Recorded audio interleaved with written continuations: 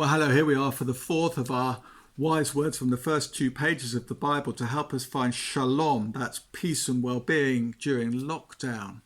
And today we're thinking about rhythm, a rhythm you can enjoy even if you're not a great dancer. Listen to the words of Genesis 1:31 that are like a refrain in God's work of the creation week. We read that God saw all that he had made and it was very good, and there was evening and there was morning on that sixth day.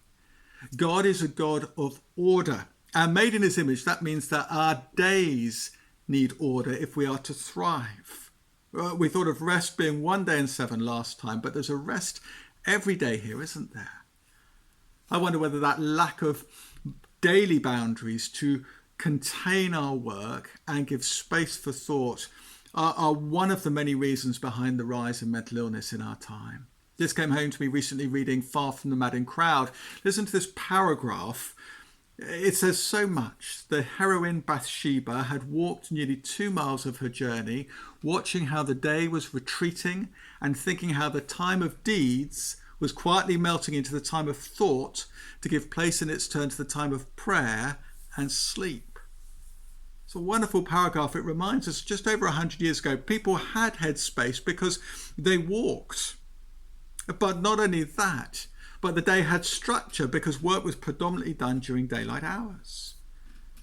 Most basic then, in lockdown, I'm sure it would be beneficial for us to try and contain our activity to the daytime so that we might find satisfaction in the evening. Activity, God created; satisfaction, seeing it was good. Well, rather than work sporadically throughout the day and evening then, let's find that structure. So far as God has given us the ability to do that with our responsibilities and according to the particular makeup we have. And if you're working shifts, well, I found when I did shifts that so far as I could try and maintain something of this, it was beneficial. And even as someone who works now in the evening, I will try and keep more reflective stuff for evening work. Well, of course, there could be a much more detailed structure with exercise and the like, but I just thought it would be wise to give you a sense of what we do in our house, not because by any means it's perfect, but just as an example of what structure might be. So from 6:30 to 9, we all get up at different times. Bethany and I will try and find time for the Lord.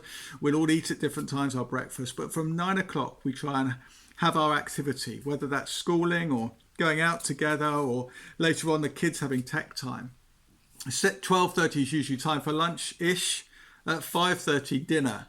And at dinner, we don't have any books or devices so that we're actually engaging with each other.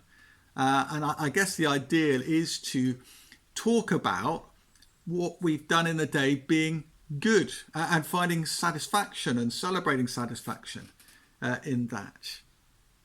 Well, from 6 to 8, we've recently said no screens so that we are actually engaging with each other and finding some headspace. Then from 8 o'clock, people do as they wish, but we'll go to bed at their various different times. And Beth and I try and find time from 9:30 onwards together, not least because I'm often working in the evenings. Well, that's what we do.